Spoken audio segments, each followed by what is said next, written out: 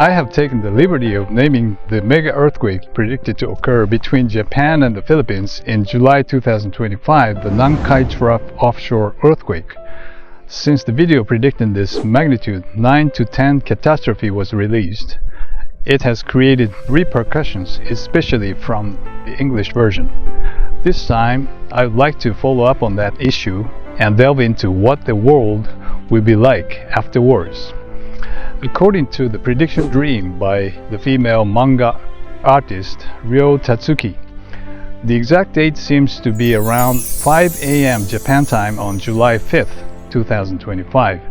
But our channeled guides did not give us such exact date.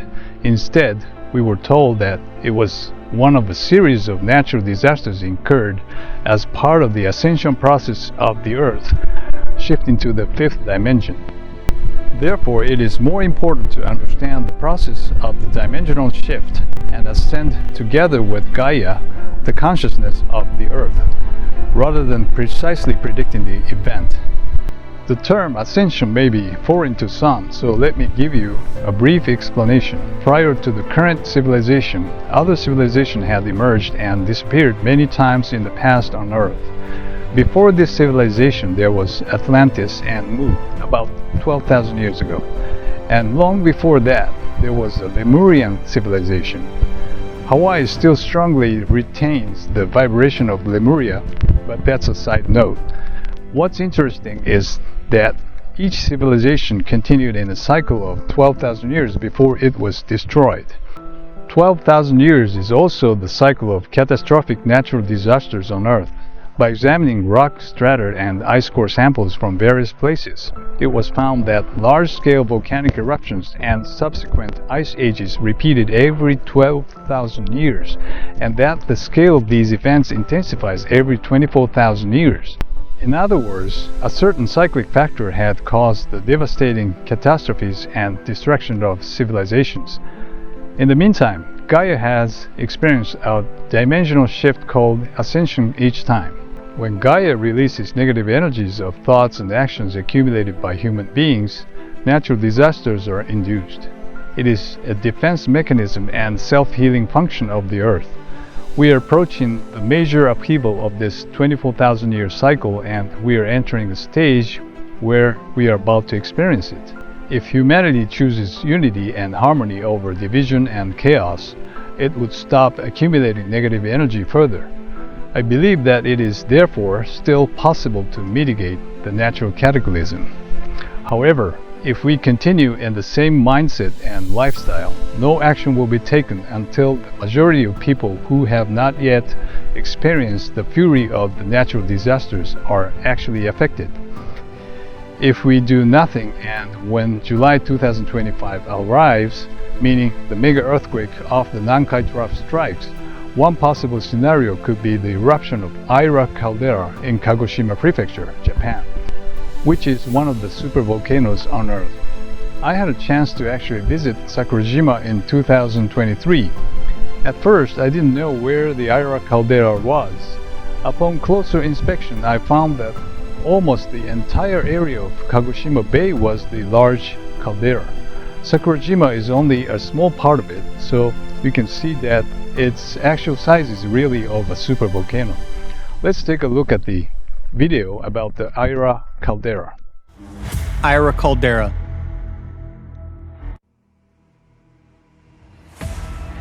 Once, there was a large volcano in the southern part of Kyushu Island, which during its eruption about 22,000 years ago, collapsed under its own weight into an empty magma reservoir. The eruption was accompanied by large pyroclastic flows and discharges of volcanic materials, the total volume of which was about 400 cubic kilometers. In place of the collapsed volcano, the giant Aira caldera, 17 by 23 kilometers in size, was formed. Nowadays, it is one of the largest calderas on Earth and covers most of the Kagoshima Prefecture in Jana. About 13,000 years ago, formation of the Sakurajima volcano began along the southern border, inside the Kagoshima Bay. First, it built an island called Osumi, and in 1914 it formed an isthmus that connected the island with the main part of Kyushu. The magmatic center of Aira is located at a depth of just about 10 kilometers, the caldera is still active and capable of causing major eruptions again. There are all the prerequisites for that. In particular, in recent years, soil uplift has been recorded in the northern part of the caldera. Currently, more than 900,000 people live in the Caldera Ira area. The description board of Sakurajima stated that the last eruption of this supervolcano was 26,000 years ago. While the dating has some discrepancies, this event is thought to have occurred in a 24,000-year cycle of cataclysm. The volcanic ash then covered the surface of the Earth and led to an ice age, as indicated by strata and ice core samples. Since we are now in the 24,000-year cycle, it is quite possible that the eruption of either Ira, Aso, or Kikai caldera could be triggered by the mega earthquake. My personal feeling is that this devastating eruption may not be triggered immediately after the mega earthquake in July 2025. However, even if an eruption does not occur, the effect of a massive earthquake will not only affect Japan, Taiwan, and the Philippines, but will also have a ripple effect in the form of economic damage, causing global financial and economic collapse, inflation, food shortages, physical mobility restrictions, and all other forms of human suffering. Those who originally live in poor countries may not feel much change, but those who have enjoyed a comfort and affluent living will need to be prepared for drastic changes. At that time, we will be asked what kind of response the world will give to the people of the affected countries. Will we accommodate them and help each other, providing material support and accepting evacuees, or will we continue to prioritize our own interest and refuse to cooperate with each other? Ideally, before that happens, the world should unite as global citizens and work together to tackle this climate crisis. Unfortunately, it seems that only a small minority of people are voicing their concerns at the moment.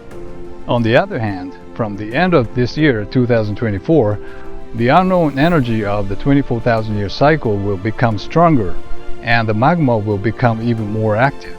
Then natural disasters caused by climate change will intensify more and more around the world, and the damage caused by natural disasters to humanity will be immeasurable. We are running out of time. It is time for the world to unite and tackle this climate problem. If each one of us combines our energies, what may seem impossible now will become possible. Let us all be prepared for the coming catastrophe by telling everyone that climate change is intensifying, and let us work together to discuss solutions as a global human race. Today it was at Lanikai Viewpoint, Kailua, Hawaii. Nowadays, our civilization is living at the end of the 12,000-year cycle when dramatic changes are going on. Japan is one of the countries that is at the epicenter of climatic events. At the same time, it is one of the most densely populated regions in the world. In 2020, we reached the second stage of development of climate disasters, when cataclysms are synchronized. Among recent events, we can see that furthermore, often natural phenomena happen simultaneously. Whole lists of hurricanes, hailstorms, fires, massive floods, high and low temperature records are recorded around the world. Earthquakes of enormous power are now not limited to foreshocks and aftershocks, and they cover vast territories. Are there still skeptics who do not believe that the world is rapidly changing?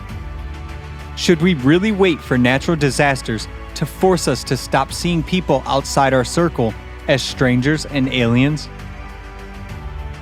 Or are we able to take a step inside ourselves and lend a helping hand to any person in trouble? After all, climate tension is now observed not only in Japan, but all around the world. In the current format of consumer society, it's impossible to relocate people from a whole country due to economic, political, and other reasons. In fact, human life is far from being a priority nowadays. Yet, already now, people across the world are uniting. Regardless of their nationality and race, in order to build a creative society where the value of human life is paramount. Human life indeed has the highest value and must be protected as one's own.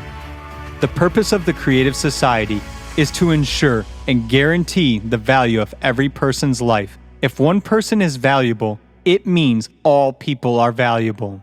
Only in such a society will the entire humanity be able to survive climate disasters and build a real world where there will be harmony and prosperity for all people. We have a common home, planet Earth, and we have nothing to divide it.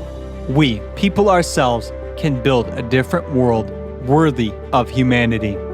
In the creative society, high technology will be available, which will make it possible for us to not only survive, but also to reach the level of a highly developed civilization.